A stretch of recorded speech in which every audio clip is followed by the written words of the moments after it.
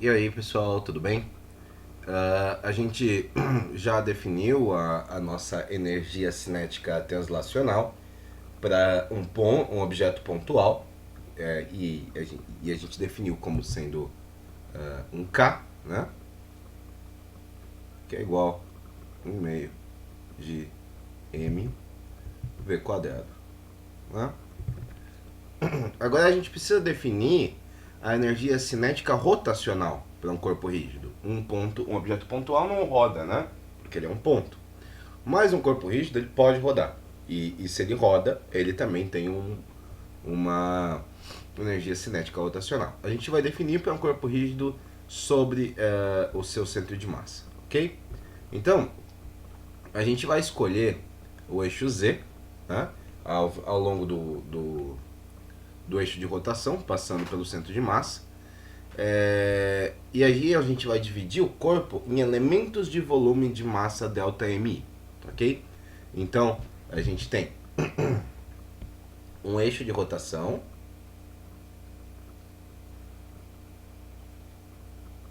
ok?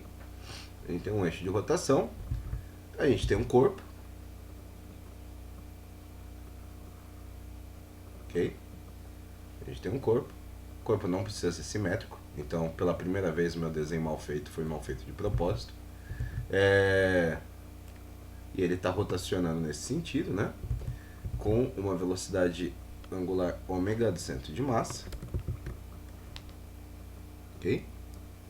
E quais são os versores? Os versores que a gente vai tratar vão ser um chapéu. Lembrando que os versores eles estão apontando se a gente está fazendo em coordenadas esféricas, né? Esses versores estão mudando de posição o tempo todo, só o K-chapéu que é diferente. Então, nesse instante é chapéu para a direita, K-chapéu para cima e θ-chapéu para dentro. Tá?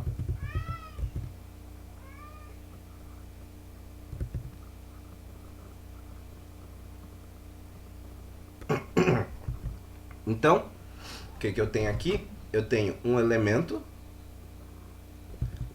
de massa, que eu vou chamar ele de ΔMI.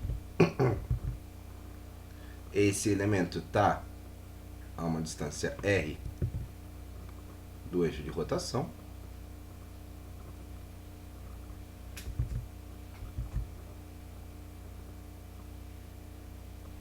Tá? E a gente vai considerar que o centro de massa é aqui. Tá? O centro de massa é aqui. Então, esse objeto, ele está rodando, né?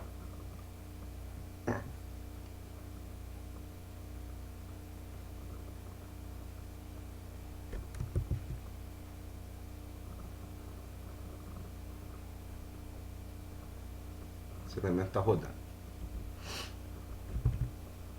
Ok? Cada elemento de massa individual, ele vai fazer um movimento sobre o centro de massa com o eixo Z, né?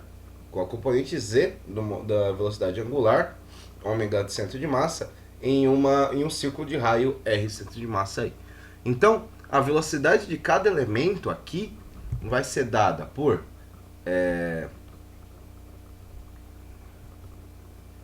velocidade I, né? Na verdade, VCMI é igual a R centro de massa, I do elemento, né? Vezes a velocidade angular apontado no sentido θ-chapéu. Ok? Então, a energia cinética rotacional aqui, ela vai ser dada por K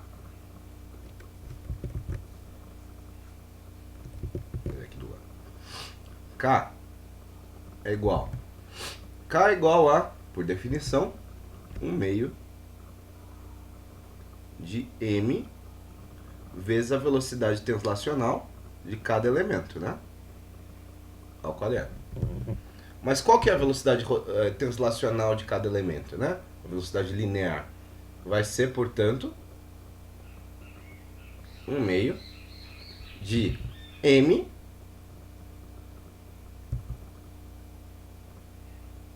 vezes, aqui no caso não é m, né? Cada elemento é delta mi, né? Delta mi.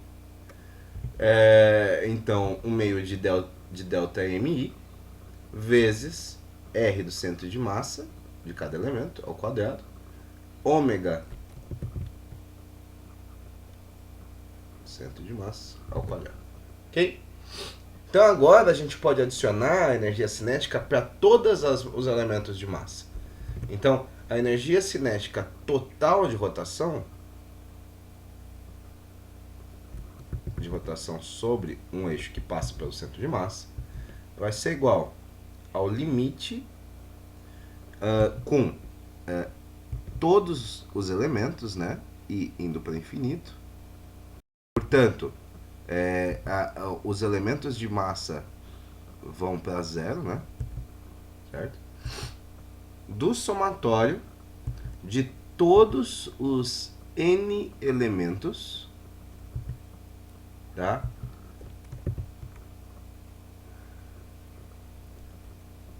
Correspondente às energias cinéticas, tá? É o somatório de todas as energias cinéticas dos elementos, tá?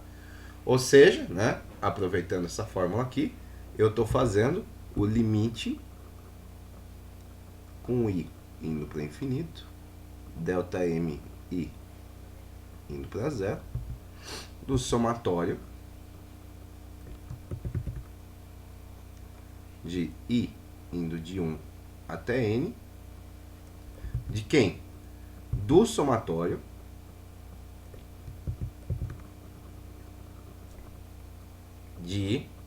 dessa expressão aqui. Então,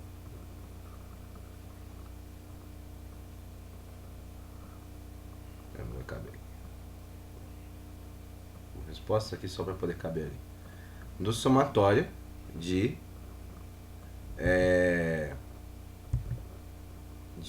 todos os i delta mi vezes r cmi ao quadrado, ômega quadrado. Cm. Vou tirar esse igual aqui, porque fica parecendo que esse igual ele é o igual dessa expressão, né? Esse igual é dessa aqui, tá? Então, a energia do centro de massa é esse trambolho aqui, tá? A energia rotacional. Então, isso aqui é igual a 1 meio, e esse limite aqui vira uma integral, né? Então, ele vira uma integral sobre todo o corpo, tá? Dos elementos de massa, então dm, vezes r ao quadrado do centro de massa, tá?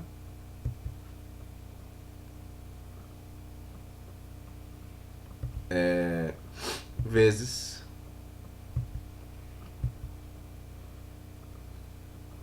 ômega quadrado do centro de massa, tá? Então, aqui, dm é o elemento de massa infinitesimal, né? Andando, né? Numa órbita circular de raio RCM, né? Sobre um eixo que passa sobre o centro de massa. Então, a quantidade I, essa quantidade aqui eu vou chamar de I,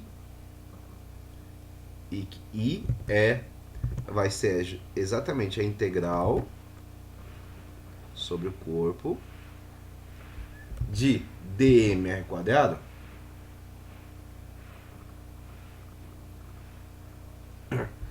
tá? Isso aqui é o momento de inércia.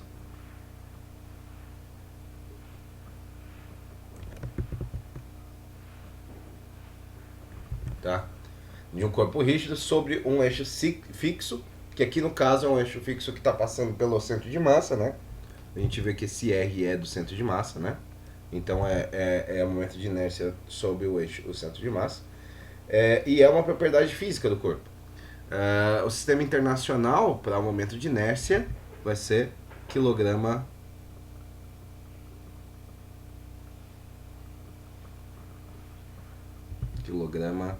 metro quadrado. Tá?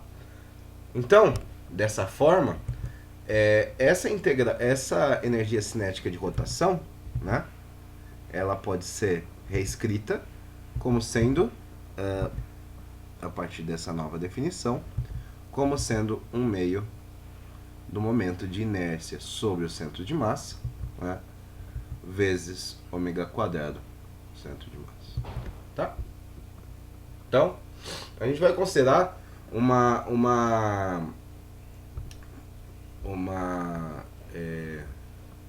bastão uniforme, tá? De comprimento L, tá? E massa M. Aqui nesse problema a gente vai calcular o momento de inércia em volta do eixo perpendicular ao bastão, que passa pelo centro de massa do bastão, tá? Então, a gente pode fazer um esboço do bastão, pegando elementos de volume e os eixos, né, de rotação. Como é que a gente pode fazer isso? Bom, a gente tem um bastão, na verdade uma barra, né? Não é uma barra, porque um bastão ele não é uniforme. Um bastão, eu penso bastão tipo bastão de beisebol. Pensar numa barra, tá? Tá muito grudado, né? Aqui. Tem uma barra. Beleza. E aqui eu tenho o centro de massa da barra. Quer dizer, um eixo que passa pelo centro de massa da barra. Essa barra é uniforme, então aqui é o centro de massa da barra, tá? Então esse cara aqui é o eixo, tá? Esse bastão, ele tem comprimento L, então se eu usar isso aqui como origem, né, centro de massa como origem, esse ponto é o x igual a menos L sobre 2, e esse aqui é x igual a L sobre 2, né? E eu posso pegar um elemento de massa,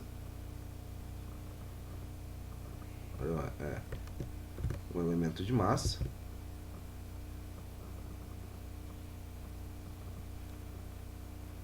tá? Esse elemento de massa, ele está a uma distância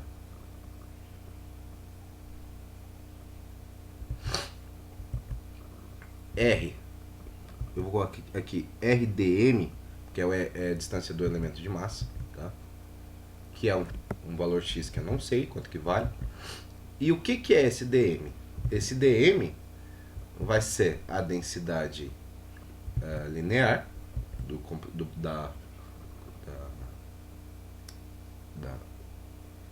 não é bastão, já esqueci de novo. Da barra vezes um elemento de distância, né? Então, se a gente escolher as coordenadas cartesianas com a origem no centro de massa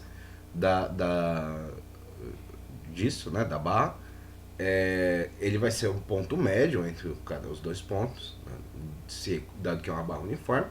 A gente vai escolher o eixo X indo ao longo do comprimento do bastão com a direção positiva para a direita, né? Então, pela figura, a gente vai identificar. O procedimento é simples. A gente vai identificar um elemento de massa infinitesimal dm, que é igual a lambda dx, né? E ele está localizado a uma distância, deslocamento x do centro do centro da barra. E aqui a massa por unidade de comprimento, que é esse lambda é m sobre L, tá? Então, lambda é m sobre L, que é a densidade linear, né? É uma constante, e a gente vai assumir que, nesse caso, ele é a barra uniforme. Então, quando a barra ela rotaciona em volta do eixo perpendicular à barra que passa pelo centro de massa dela, o elemento ele traça um círculo de raio RDM, né, que vale x. Então a gente vai adicionar juntos as contribuições para cada elemento infinitesimal que a gente vai desde x igual a menos L sobre 2 até x igual a L sobre 2. Como é que a gente faz isso? A gente faz isso integrando, né? Integrando em todo esse domínio. Então, o primeiro passo é, a gente pode calcular o momento de inércia desse cara, né? Então, o momento de inércia dessa barra é igual ao quê? Por definição, é a integral sobre todo o corpo dos elementos de... Vou colocar dm, tá? Dos elementos da distância do elemento de massa vezes o elemento de massa, tá? Integrado no elemento de massa. O que é RDM ao quadrado?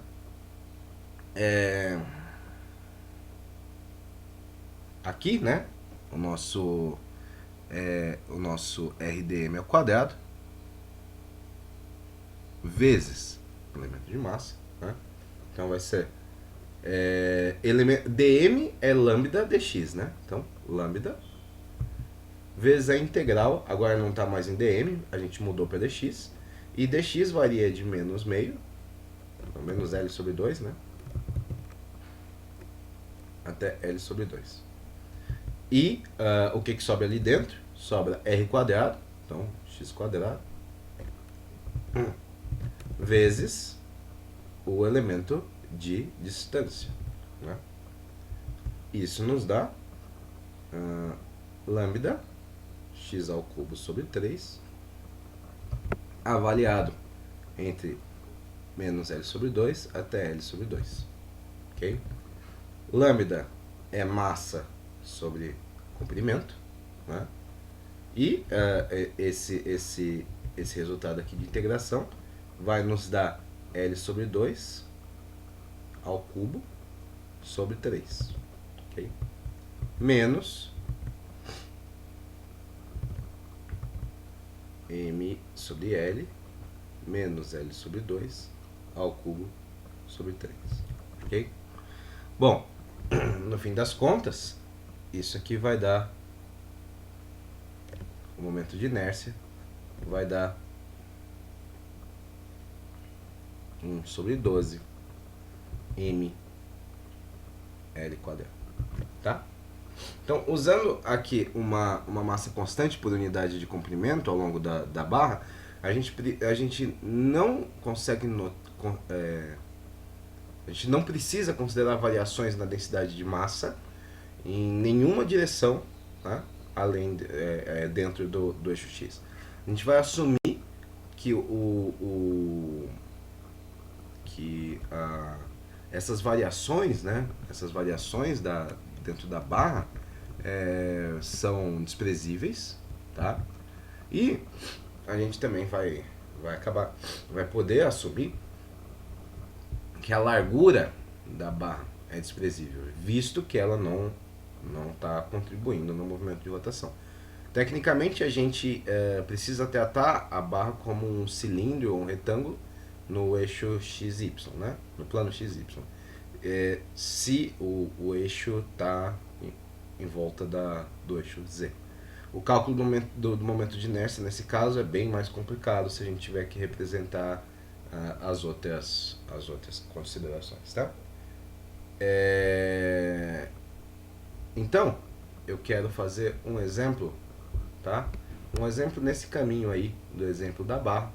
E o exemplo que a gente vai fazer é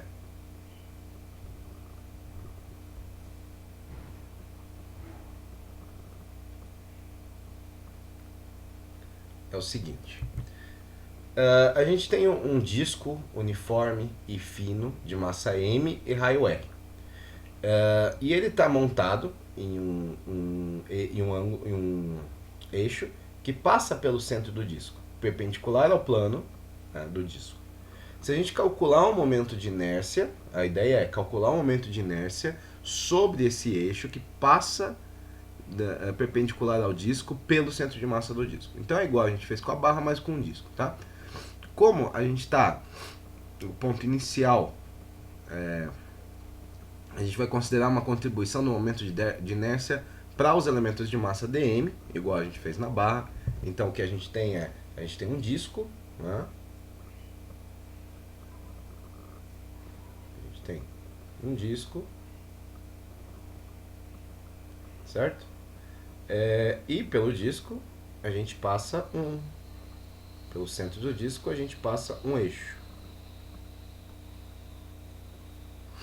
Então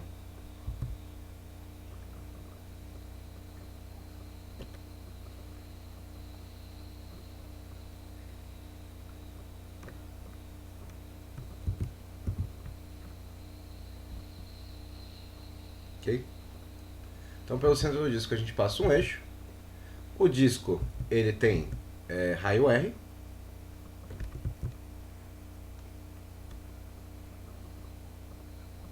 Tá? E aí a gente vai pegar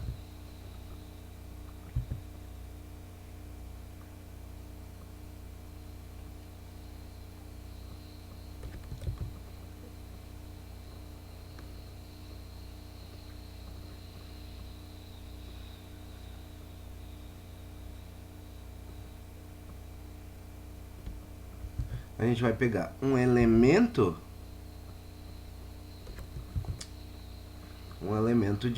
de massa também aqui.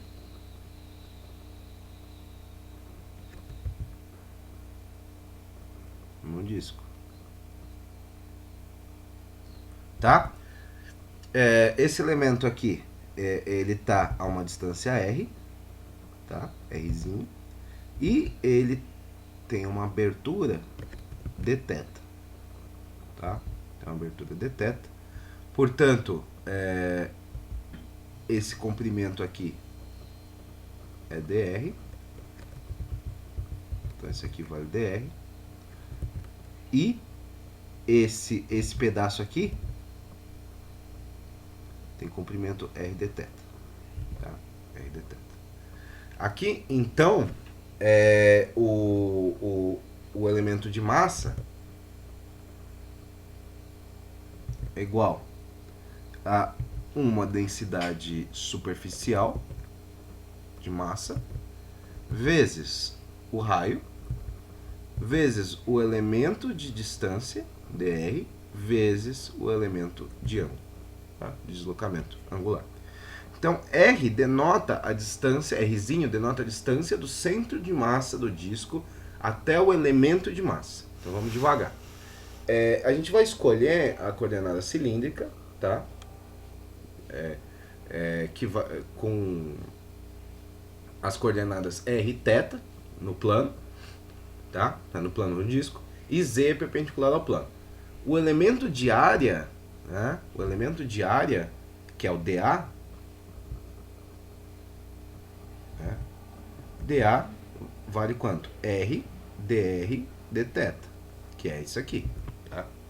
Então a gente precisa ver que o produto do comprimento de arco R de θ, né? A gente está fazendo o produto do comprimento de arco R de θ e o elemento radial, que é o dr. Então assim,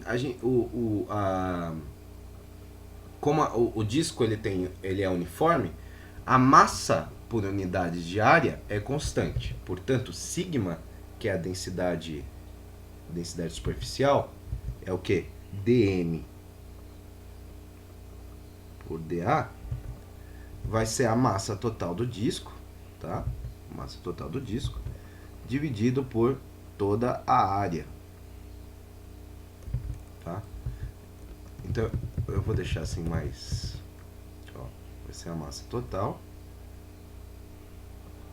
dividido por toda a área.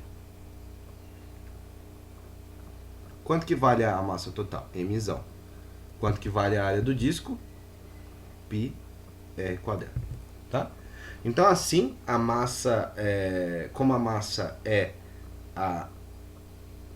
a massa dessa área do elemento de área infinitesimal é dada pela equação que a gente chega aqui, né? A gente pode simplificar, na verdade a gente pode reescrever essa equação em termos, né, de outros elementos que não a densidade superficial. Dessa forma, a gente vai ter que dm, que é sigma r dr dθ, é mzão, né? mzão sobre π r quadrado vezes r dr dθ. Ok? Então, quando o disco ele rotaciona, o elemento de massa traça um círculo de raio Rzinho, né? Que é essa distância aqui, né? Raio Rzinho. Que é a distância do centro, né? Do centro, que é da distância perpendicular para o eixo de rotação. O momento de inércia, a integral que dá o momento de inércia, é agora uma integral em duas dimensões. O ângulo θ, que varia de 0 até 2π, e uma coordenada radial r, que varia de r indo de 0 até rzão. Né? O rzinho vai de 0 até o raio total do círculo. Então, os limites de integrações, agora dessa integral, são os seguintes. A gente pode reescrever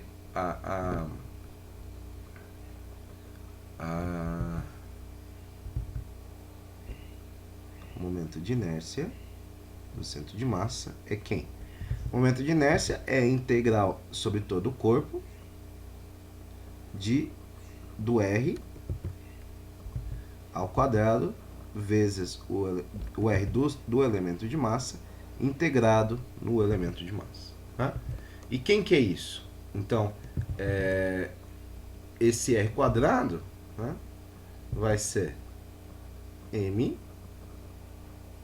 dm é M π R quadrado, Rzão ao quadrado, né? A gente vai integrar em duas dimensões. Então, primeiro, a gente vai integrar a gente vai ter uma integral em radial, que vai de 0 até o raio final. Uma segunda integral, que é uma integral angular, que vai de 0 até 2π. Tá? E isso vai ser r quadrado, né? E os elementos dθ dr. Tá? Então, essa integral pode ser agora explicitamente calculada, primeiro integrando na coordenada θ. Então, dessa forma, o momento de inércia, que é essa integral aqui, eu posso reescrever da seguinte maneira. Igual m sobre π r quadrado vezes a integral de r indo de 0 até r, vezes a integral de θ indo de 0 até 2π. E essa integral aqui a gente calcula primeiro. Então, aqui a gente calcula essa integral. E aí o que sobra a gente deixa para depois. Tá? Essa integral do meio é fácil, né? Ela é bem trivial. Então, ela vai ser m sobre π r quadrado vezes a integral de r indo de 0 até rzão, tá? Essa integral do meio dá quanto? Dá 2π, né? Só 2π. E o que sobra é o r ao quadrado dr. Ok? E aí a gente calcula essa segunda integral, né? Na hora de calcular essa segunda integral, vai dar 2m sobre r quadrado vezes a integral indo de 0 até rzão de r quadrado dr. Tá? E então a gente vai integrar agora na coordenada r, né? Então a gente vai ter que esse valor vai dar 2m sobre r quadrado vezes... eu fiz algo errado, né? O que eu fiz de errado?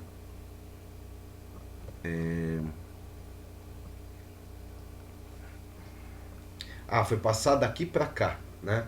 Porque tem r no elemento de massa. Tá, aqui não é r quadrado, é r ao cubo. Então todos os lugares que tem r ao quadrado é r ao cubo. R ao cubo, r ao cubo, r ao cubo. Tá. Agora tá certo. Então beleza. Então aí vai ser essa integral, né? A integral de r ao cubo. Essa integral vai dar então r à quarta sobre 4, avaliado nos limites r igual a 0 e r igual a r. Tá?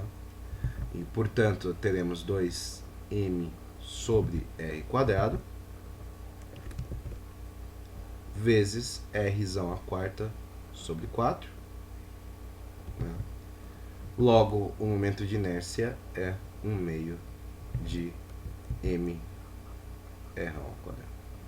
Tá? É isso. É isso. Ok?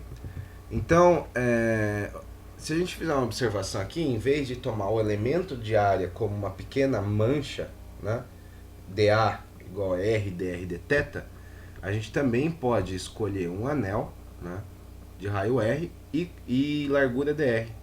Então, a área desse anel vai ser dada por... Isso aqui é uma alternativa, tá?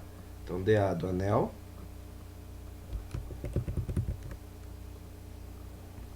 vai ser π vezes R mais dr ao quadrado, tá? Menos π r quadrado. Tá? Aí a gente pega o anel só, um anel qualquer. Isso vai dar π r ao quadrado mais 2π r dr mais π dr ao quadrado menos πr quadrado. Ok? Isso vai nos dar, no fim das contas, 2π r dr mais π dr ao quadrado. Tá? No limite, né, quando dr vai para zero, o termo que é dr ao quadrado é zero também. Né? Então a gente pode ignorar esse termo, né, que tem dr ao quadrado, e a gente só fica com dA igual a 2π r dr. Então isso é equivalente à primeira integração em θ, tá? Em dθ. E aí, ao invés da gente precisar calcular uma integral dupla, a gente calcula só uma integral simples. Então, a gente vai chegar, portanto, que dA desse anel, pessoalmente eu acho mais difícil assim, tá? Mas eu acho mais fácil calcular a integral dupla. Mas, considerando que provavelmente os alunos daqui não fizeram cálculo multivariável, só cálculo de uma única variável, talvez seja mais fácil por esse caminho, embora eu não ache. Tá? Perceba que isso aqui é a área do anel. E que a área do anel nada mais é, se a gente calcular essa integral, que 2π r dr. Então bateu, né? Porque esse termo aqui é desprezível, né? Ele vai a zero. Então, bateu. Então, o elemento de massa, dessa forma, né? Se a gente fizer um elemento de massa do anel, vai ser sigma vezes o elemento de área do anel. Sigma é a densidade superficial. Quem que é sigma? Sigma é m πr quadrado, né, vezes 2πr dr. Né? Então, o momento de inércia, a integral vai ser só a integral sobre a variável r. Né? Então, aqui, o momento de inércia vai ser a integral sobre o corpo. Esse é o momento de inércia sobre o centro de massa. Só sobre a variável r. Então, vai ser r perpendicular ao quadrado dm, que é 2π sobre, não, 2πmzão sobre πr rzão quadrado, vezes a integral, indo de 0 até rzão, né, de dr ao cubo, de r ao cubo, dr. E isso vai dar 1/2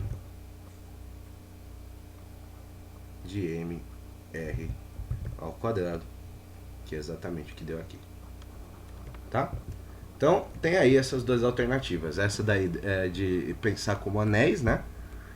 E aí a gente trata os elementos de área do anel e a integral dupla.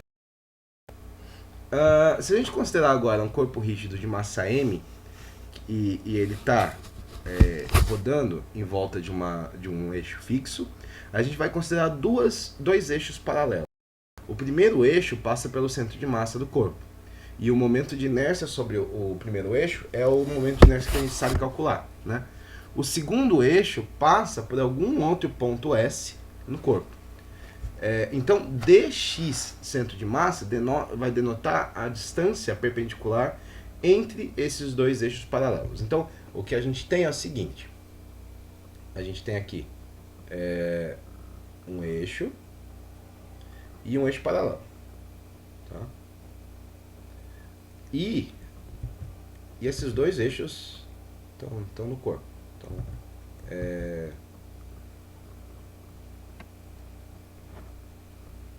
o corpo pode ter qualquer formato, tá? O que importa é que se a gente tiver que esse corpo, o centro de massa desse corpo é aqui, tá? Esse é o eixo do centro de massa. Esse outro eixo passa por um ponto S qualquer, tá? Isso aqui é um ponto qualquer. Então, essa distância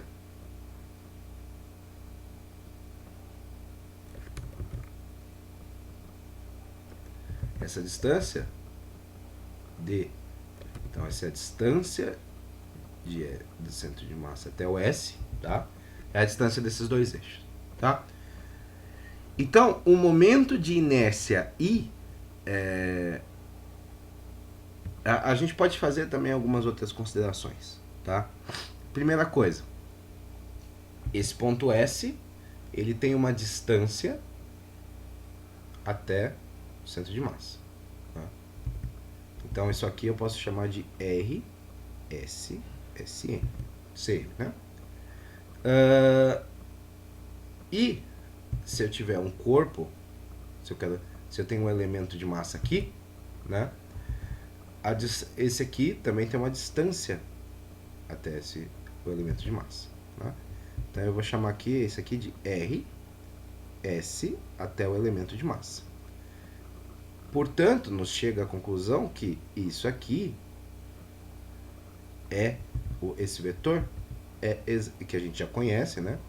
É o RDM, né? A distância do centro de massa até o elemento. Então, o momento de inércia IS sobre o eixo que passa por esse ponto S está relacionado ao I do centro de massa da seguinte maneira. O momento de inércia sobre esse eixo novo, paralelo, vai ser o momento de inércia sobre o centro de massa, ok? Mais a massa, o elemento de massa, né?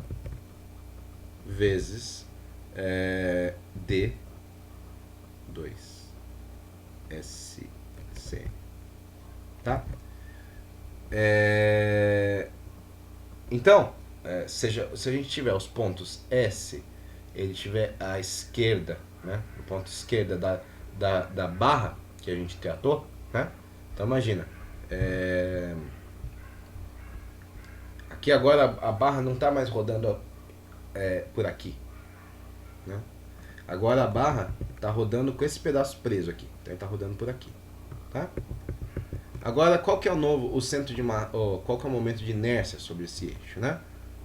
É essa a pergunta que a gente está fazendo. Então a distância do centro de massa até o fim da barra, ou seja, no exemplo da barra,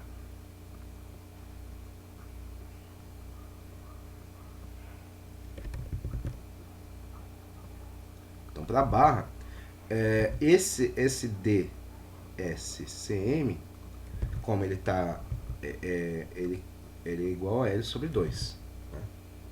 Então, o momento de inércia, quando o IS está no fim da barra, né? No final da esquerda, né? Sobre o eixo, passando pelo ponto final, é relacionado ao momento de inércia sobre o eixo passando pelo centro de massa, né? Lembrando que o I para a barra, o I do centro de massa é 1 sobre 12 mL quadrado, né? De acordo com a seguinte equação.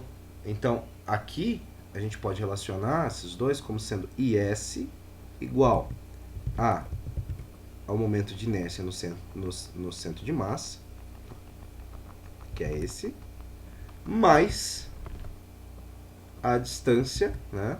Mais a distância, mais o m ds quadrado. Então, mais m vezes isso aqui ao quadrado. M L ao quadrado sobre 4. Portanto, o momento de inércia sobre esse eixo vai ser 1/3 de m L ao quadrado. Ok? Então, nesse caso é fácil e útil a gente checar o cálculo diretamente, né? Se a gente usar as equações que a gente tem, mas com os limites trocados, né? Aquela integral, e mudar os limites, ao invés de x indo de menos L sobre 2 até L sobre 2, a gente mudar de x indo de 0, x', né? Indo de 0 até L, né? E aí x' é x mais L sobre 2, a gente tem o momento de inércia no fim da barra, não é o começo da barra, né? Então eu vou escrever aqui na ponta da barra. Na ponta da barra vai ser o quê? Vai ser a integral sobre o corpo, e a gente muda as variáveis, né? A gente muda as variáveis da R perpendicular ao quadrado vezes o elemento de massa, que é lambda integral indo de 0 até L, de quem? X' ao cubo, não, ao quadrado, né? X' ao quadrado, vezes dx'. E aí a gente vai ter lambda, vezes x' ao cubo sobre 3, avaliado entre em L e 0. Portanto, lambda é m sobre L, vezes L ao cubo, né? Sobre 3 menos m sobre L vezes 0 ao cubo sobre 3. Portanto, a gente chegou e bateu, né? Então, bateu. Quero fazer mais um exemplo, então.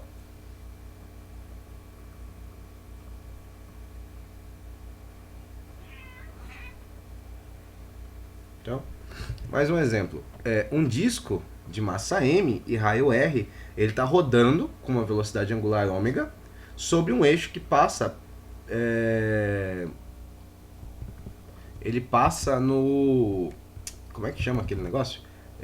Na borda, né? Na borda do disco. Então, é esse problema que a gente tem. E ele é um eixo que passa pela borda do disco, perpendicular ao plano do disco. Então, a pergunta, o momento de inércia sobre o centro de massa é 1/2 de mr quadrado. Qual é a energia cinética desse disco? Então, aqui, o eixo paralelo, aqui, o teorema do teorema do eixo paralelo, ele nos dá que o momento de inércia sobre o eixo, passando no perpendicular do plano do disco e passando por um ponto na ponta do disco, na borda do disco, é igual a I na borda do disco é igual ao momento de inércia do centro de massa mais mE². O momento de inércia sobre o eixo, passando perpendicular ao plano do disco e passando no centro de massa do disco, a gente já sabe que é 1/2 de mE². Então, e a consequência é que isso vale 3/2 de mE². Mas não é isso que o exercício pede, né? Ele pede energia cinética. Então, a energia cinética desse disco é puramente de rotação, né? E vai ser 1/2 do momento de inércia passando pela borda do disco vezes a velocidade angular do disco ao quadrado. Portanto, a energia cinética vai ser 3/2, não 3/4, né? 3/4 de mR²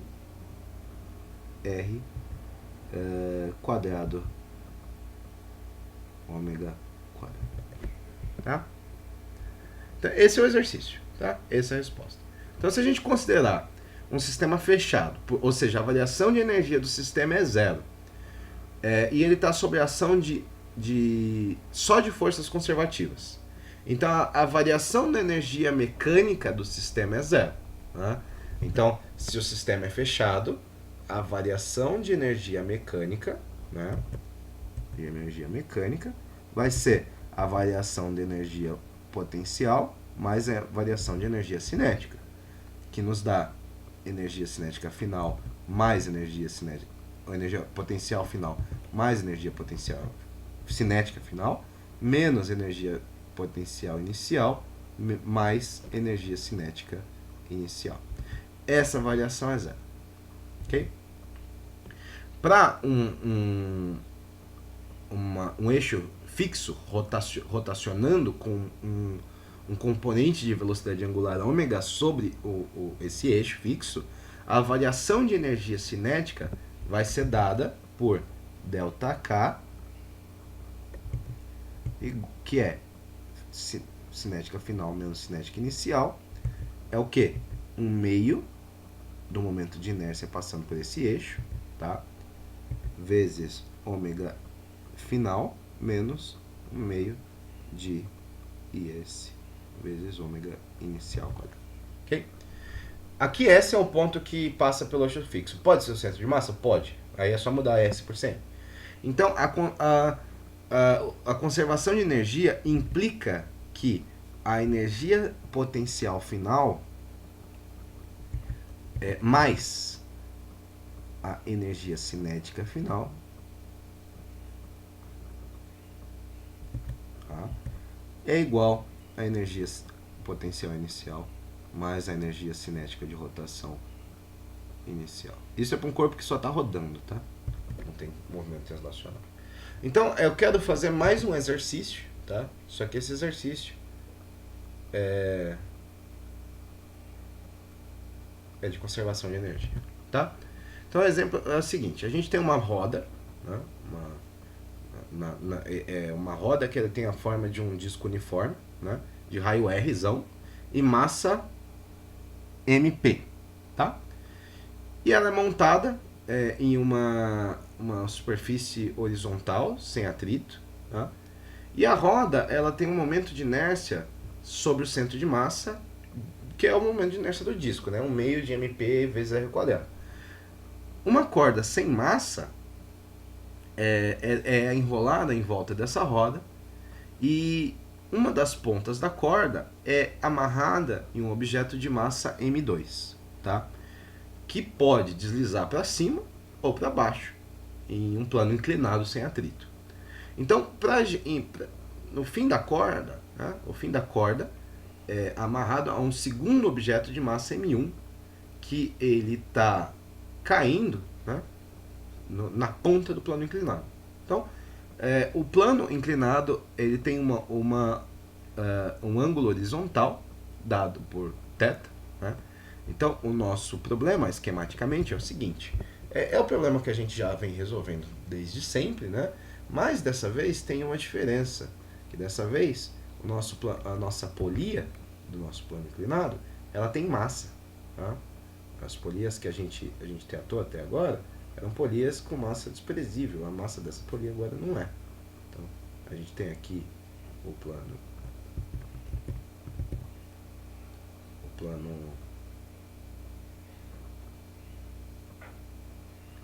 assim. Tá aqui o plano inclinado. O plano inclinado ele tem um ângulo de inclinação θ. Tá? Aqui, amarrado aqui na ponta,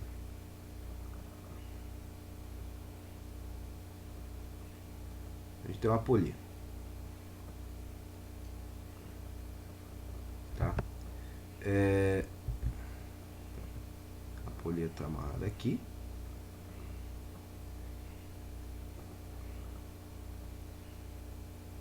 Tá? E essa polia tem raio R, Rzão. Tá?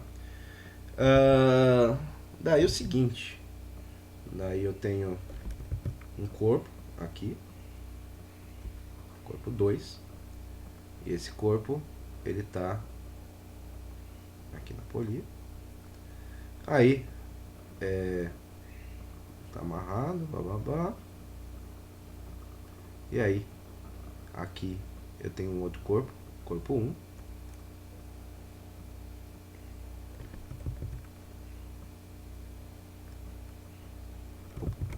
Corpo 1. Aqui. Então esse é o problema, tá? Esse é o problema. Uma vez que os objetos eles estão no repouso, são lançados do repouso, a corda ela começa a se mover sem deslizar no disco, tá? Nunca desliza. A gente vai calcular a velocidade do bloco 2 como uma função da distância do movimento, né? Que ele move para baixo num plano inclinado, usando as técnicas de energia. Então a gente vai assumir que não existe perda de energia por atrito e que a polia não desliza, tá? A corda não desliza sobre a polia. Tá? Então primeiro a gente precisa definir o sistema de coordenadas do sistema. Tá? Então no nosso esboço a gente pode dizer que esse corpo aqui, ele tá, se a gente tiver um eixo aqui, ó, esse corpo aqui, ele tá a uma distância x2, tá? E esse aqui tá a uma distância y1 do centro de massa da polia, tá? Tá? Ok? Então, se a gente fizer isso direito, né, a gente vai escolher o zero como sendo o zero para a energia potencial gravitacional como sendo a altura igual ao centro da polia, tá? Onde está o centro da polia, a altura do centro da polia é o zero de energia potencial, tá? Então, se a gente pensar nos estados iniciais e finais, tá? A gente vai ter o seguinte, a gente vai ter esse corpo aqui. Deixa eu apagar, eu vou pegar esse aqui, vou estar um pouco mais para cima.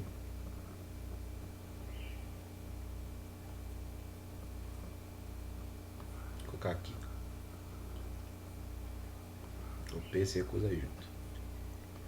Eu vou fazer o seguinte, então, se a gente pegar esse estado aqui e falar que esse estado é o estado inicial,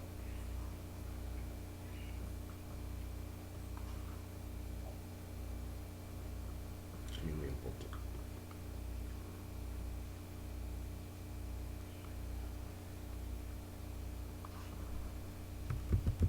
Aqui, estado inicial e estado final. Então, o estado inicial é o seguinte, a gente tem aqui, primeiro, aqui a gente tem um x2 inicial e um y1 inicial, ok? E nessa altura aqui, a gente vai definir como sendo a altura de potencial zero. Então, essa aqui é a altura de potencial zero, tá? Aqui no estado, então aqui vai ser estado final, inicial. Na verdade, o outro não é estado inicial, né? A gente vai chamar de estado, o final, quer dizer, a gente vai chamar de estado dinâmico, porque o movimento pode continuar ainda. Então, e esse aqui é um estado dinâmico.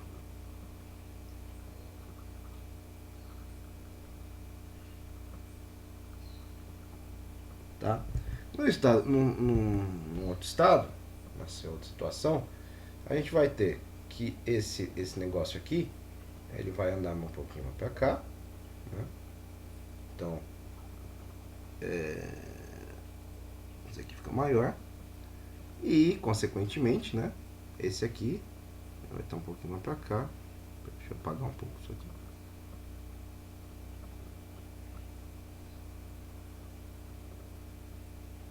Tá? Então, nesse segundo instante, aí sim, a gente vai ter de fato um x2 num tempo t qualquer. Então, aqui a gente vai ter aqui um x2 e aqui a gente vai ter um y1 também num tempo t qualquer.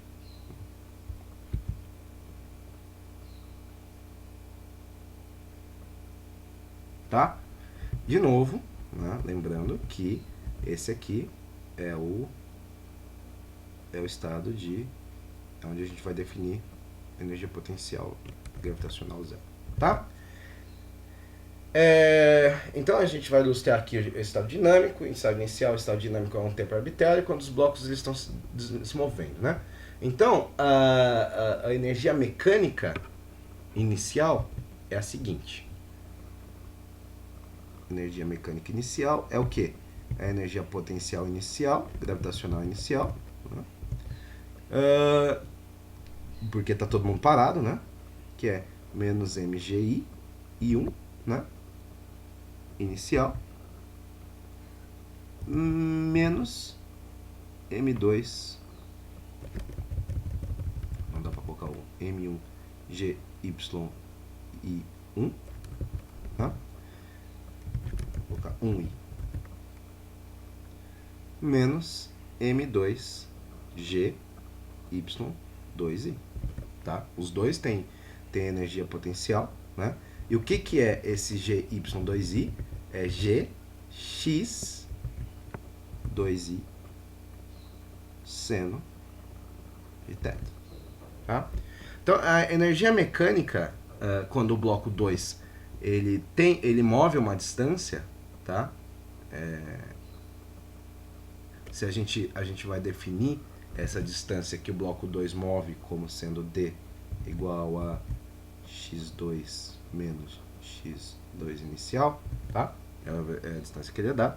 E essa energia mecânica vai ser dada pelo seguinte. A energia mecânica, nesse instante, é a energia potencial mais a energia cinética. A energia potencial no corpo 1, né, vai ser m menos m1 gy1, tá? No corpo 2, a energia potencial vai ser menos m2 g x2 seno de θ, tá? As energias cinéticas, a energia cinética do corpo 1 vai ser 1 meio de m1 v1 ao quadrado. A energia cinética do corpo 2, 1 meio de m2 v2 ao quadrado. Mas a polia rotaciona. Se a polia rotaciona, também temos uma energia cinética da polia. Ok? Então, aqui, a polia, a corda conecta os dois blocos e esses blocos, portanto, se movem a uma mesma velocidade. Então, aqui a gente tem um vínculo. Então, eu vou chamar V, vou definir V como sendo V1, que, por vínculo, é a mesma coisa que V2, tá? E a corda, ela não desliza, né, na polia. Então, como a corda se move ao redor da polia, a velocidade tangencial da corda é igual à velocidade dos blocos. Então, a gente tem mais um vínculo aqui. Tá? O segundo vínculo é que a velocidade tangencial da corda é igual R ômega, raio da polia vezes ômega, que é a velocidade dos blocos. Tá? Ok? Então, a equação a gente pode reescrever ela da seguinte maneira. A energia nesse instante é U mais K, né?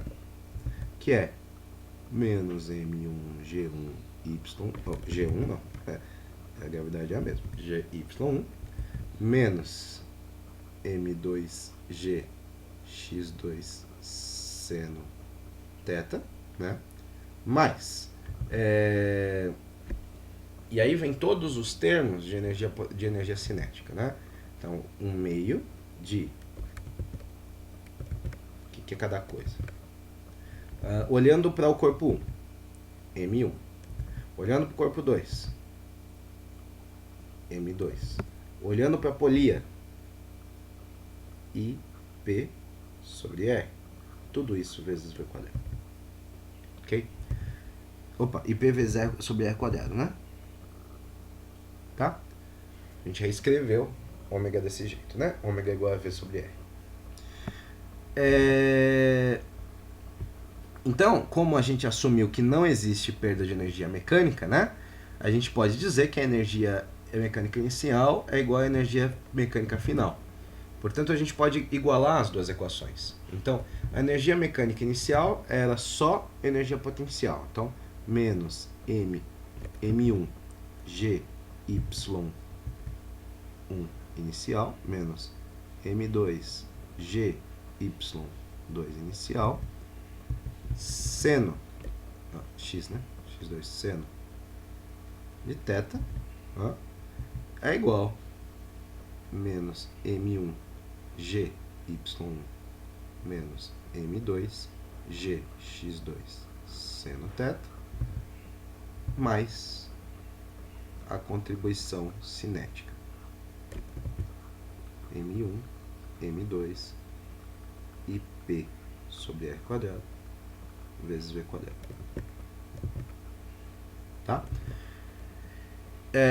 Se a gente simplificar essas expressões, a gente tem o seguinte: menos M1G vezes Y10 menos Y1 mais M2G X2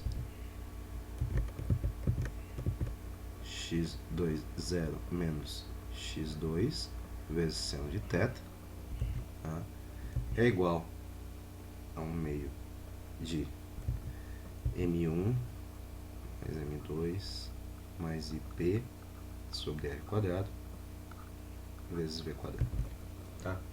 E aqui a gente finalmente pode notar que o movimento do bloco 1 e o movimento do bloco 2, eles também têm vínculo, né? Pela seguinte relação: se D é o deslocamento do bloco 2, que é x2 menos x20, x20, então ele também é y10 menos y1. Então, essa equação pode ser simplificada por esse vínculo também. Então, a gente vai ter GD vezes menos M1 mais M2 seno de θ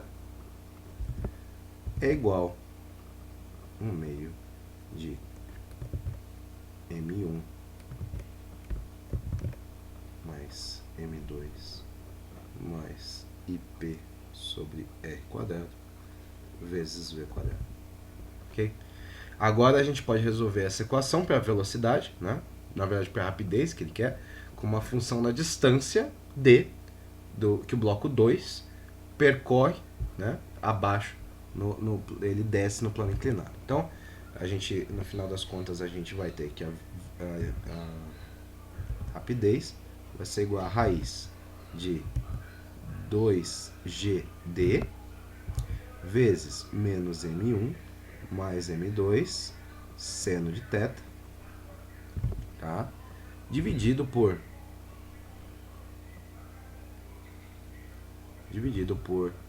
M1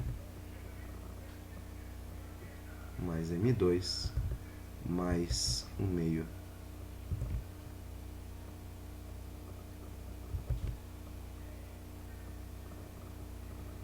da massa da polia. Eu não vou fazer esse salto não, que não, eu vou fazer direito, vai. Fazer sem o salto, depois a gente escreve de novo, só para IP sobre R quadrado, tá? Então é isso. Se a gente assumir agora que o momento de inércia da polia é 1/2 de mPr quadrado, né? A gente sabe quanto que é o momento de inércia sobre o centro de massa de um disco, né? Aí a gente chega no resultado final.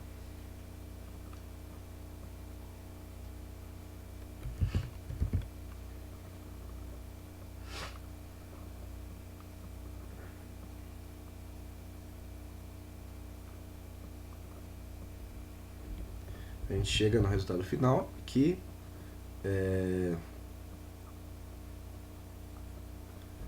assim, isso aqui é 1/2 da massa da polia. Ok? E aí finaliza o exemplo, tá?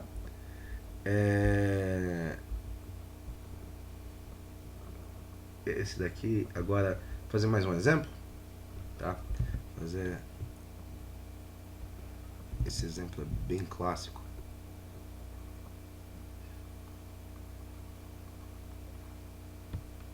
Tá? Então, a gente tem um pêndulo físico. O pêndulo físico, ele é um bastão uniforme de massa M1, tá? E ele está pivotado com um dos pontos num ponto S, né? Uma das pontas no ponto S. O bastão, chamando toda a hora de bastão. A barra tem comprimento L1 e momento de inércia I1 sobre o ponto pivotado, tá? Essa é no ponto, tá? Um disco de massa M2 e raio R2 com momento de inércia do centro de massa e centro de massa, ele é rigidamente amarrado a uma distância L2 do ponto pivotado, tá? O ponto de pivô. O pêndulo ele está inicialmente é deslocado para um ângulo θ1 e quando ele volta então ele é solto do repouso, né? Qual é o momento de inércia no pêndulo físico sobre o ponto pivotado S? Quão rápido, quer dizer, quão longe, né, do ponto pivotado é o centro de massa do sistema? E qual é a velocidade angular do pêndulo quando o pêndulo ele está no ponto mais baixo, né, do movimento? Então,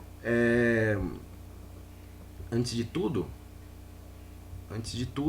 é interessante a gente tentar entender do ponto de vista esquemático o que é esse problema. Então o problema é o seguinte: a gente tem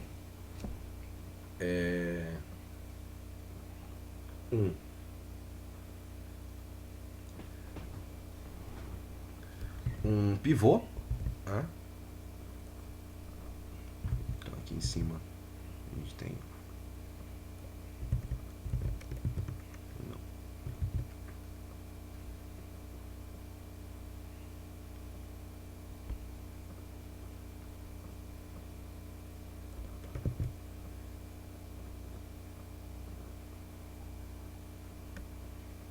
um pivô aqui, e esse pivô é o ponto S, tá?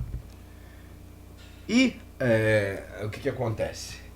Eu tenho um pêndulo. Nesse pêndulo é o seguinte: eu tenho uma barra.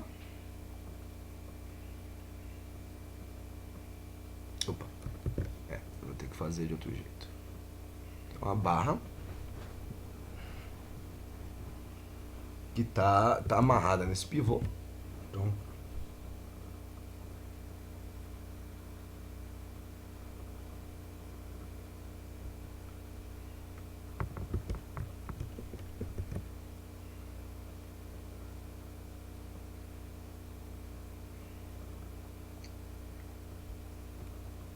e amarrado nessa barra, eu tenho um disco.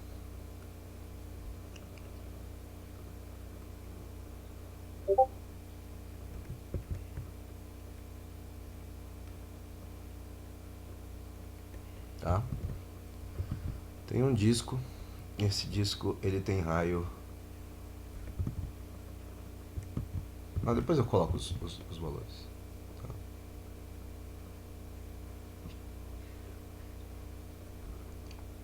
E a barra continua, né?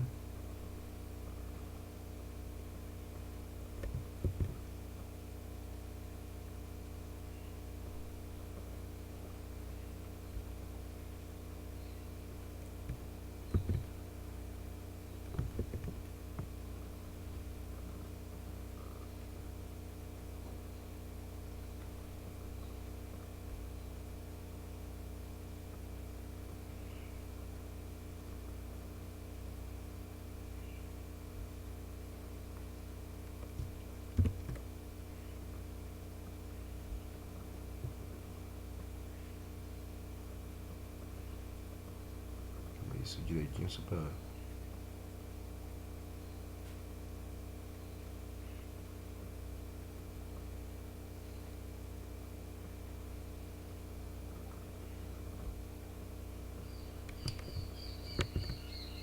Só pra não ficar esquisito. Então é isso.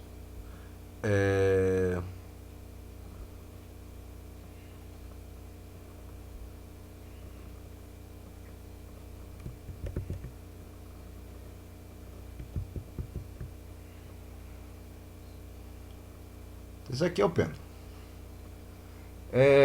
Agora vamos colocar dimensões nisso aqui, né?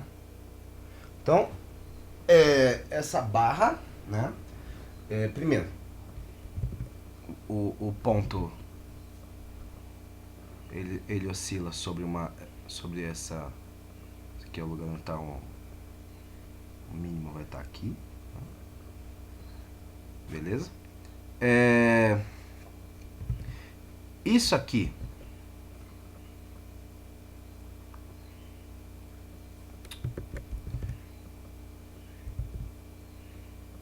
o centro desse disco ele vai estar a uma distância, não sei se está,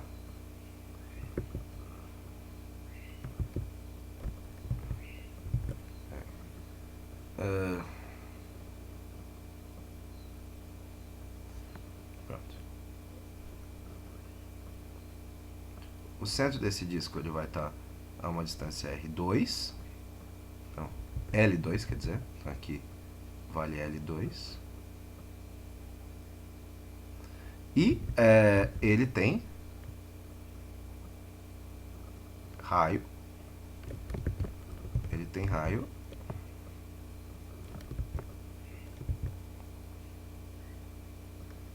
Rzinho 2. Né? E o segundo, o comprimento dessa barra é L1. Ok?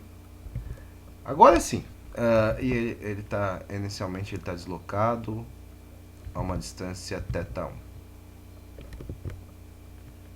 Ok? Então, beleza.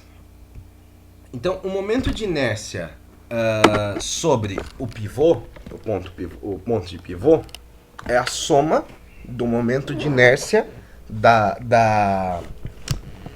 barra, que é dado por I1, e o momento de inércia do disco sobre o ponto de pivô. Né? O momento de inércia do disco sobre o ponto de pivô é encontrado usando o teorema dos eixos paralelos. Então, a primeira coisa que a gente pode fazer é encontrar o momento de inércia do disco. Tá?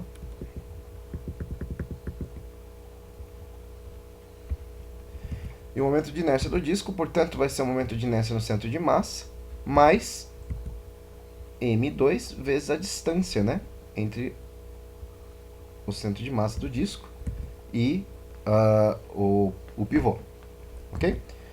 Então, o momento de inércia do sistema, ele consiste na barra e o disco sobre o pivô, o ponto de pivô S. Então, o momento de inércia total é o momento de inércia da barra mais o momento de inércia do disco. Ok? Portanto, é o momento de inércia da barra mais o momento de inércia do disco sobre o centro de massa mais m2 L2 ao quadrado. Tá? Então, o centro de massa do sistema é localizado a uma distância do pivô, né? Alguma distância do pivô, que é dada por L, centro de massa, é igual a massa do centro de massa da barra, que a gente já sabe quanto que é no meio, né, porque ela é uniforme, mais o disco, né, vezes a posição dele. Isso dividido pela massa total. Ok?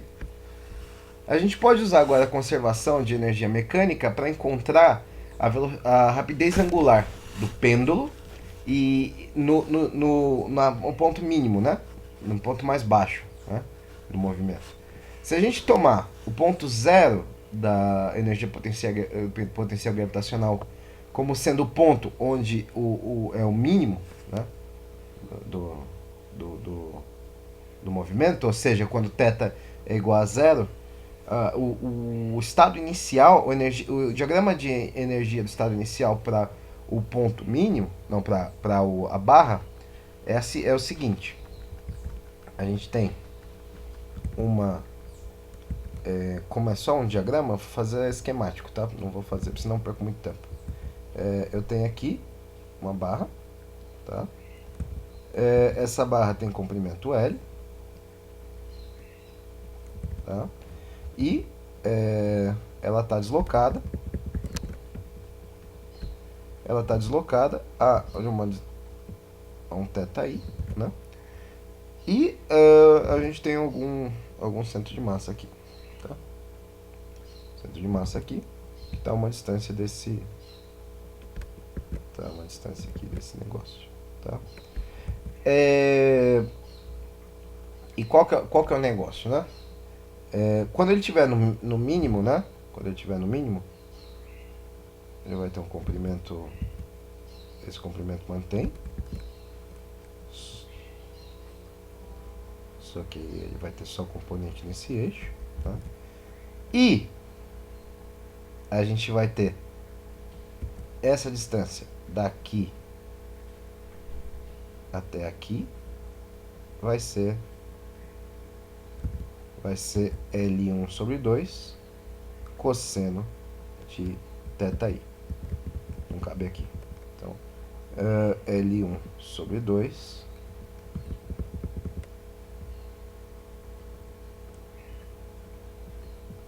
cosseno de θi. E esse outro pedaço aqui vai ser L1 menos L1 sobre 2 cosseno de θi. Ok? E aqui no chão, no mínimo, é o potencial zero. Tá? Ok? Esse é o estado inicial. O diagrama de energia do estado inicial. No estado dinâmico, né? Perdão.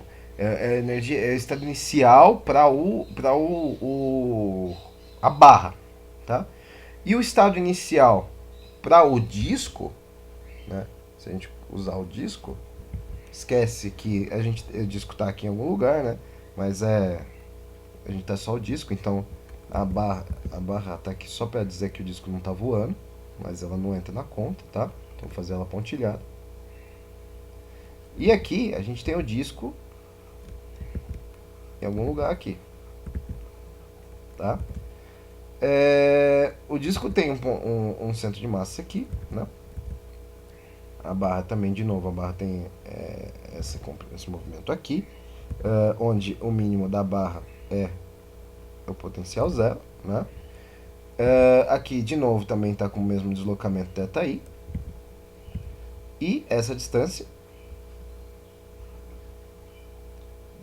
é L2, tá? Então, aqui, quando a barra estiver de pé, essa distância até o centro de massa, onde seria o centro de massa do disco na posição inicial, vai ser L2 cosseno θ1, θi, né? E esse aqui vai ser L1 menos L2.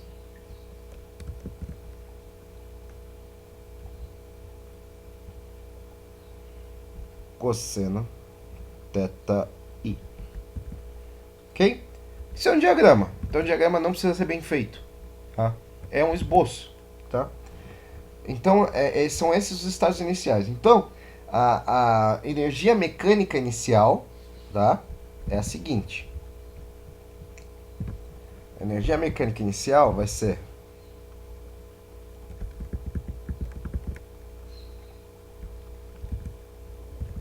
UI, só a energia potencial, vai ser M1G, né?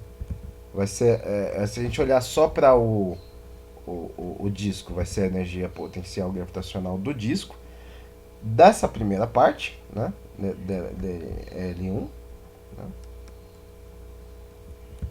L1, menos L1 sobre 2 cosseno de θi. Ok? Então, é a energia disso aqui. Né? É a energia do deslocamento da altura do centro de massa, né? Essa é a altura do centro de massa. Mais M2G vezes a altura do centro de massa do disco, né? Okay. Na base, né? Quando θ for zero, então o sistema vai ter uma velocidade angular ωf. A energia mecânica na base vai ser energia potencial na base mais energia cinética na base. E aí o que acontece, né? O que vai acontecer é que vai ter energia, vai continuar, o centro de massa vai continuar numa altura, então ainda vai ter energia potencial, só que qual que vai ser a altura? Vai estar em L sobre 2. Então, vai estar bem na metade. E o disco vai estar numa altura L1 menos L2. Tá? E vai ter uma energia cinética, né? E a energia cinética vai ser um meio de I de todo mundo vezes ωf ao quadrado. Esse I de todo mundo a gente já encontrou, tá? Não existe nenhuma força não conservativa agindo sobre o sistema. Então a energia mecânica é constante, né? Então a gente pode igualar as expressões, né? Essas duas expressões de inicial e final, e a gente vai ter que mg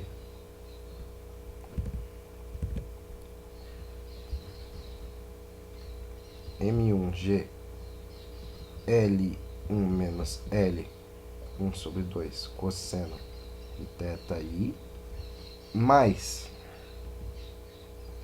M2G L1, tá? Os iniciais vão ser iguais aos finais.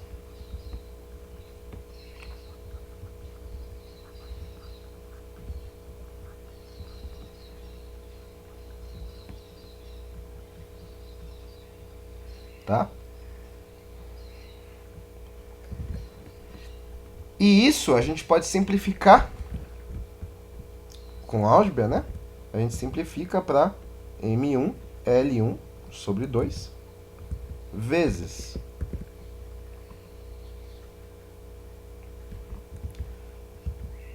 mais M2 L2, todo mundo vezes G vezes 1 menos cosseno θ.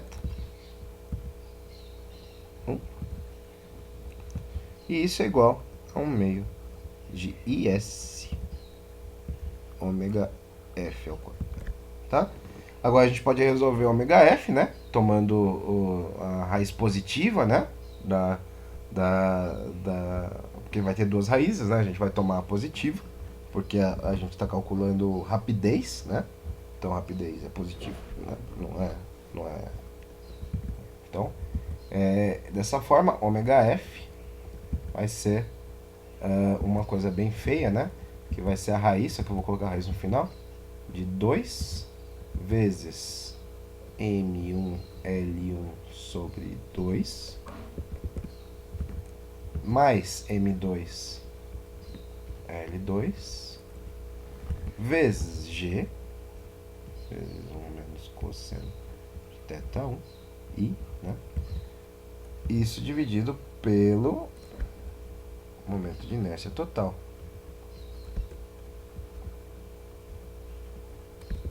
Todo mundo na raiz. Como a gente já sabe quanto que é o momento de inércia total, né? A gente pode deixar explícito, né? E dar como resultado final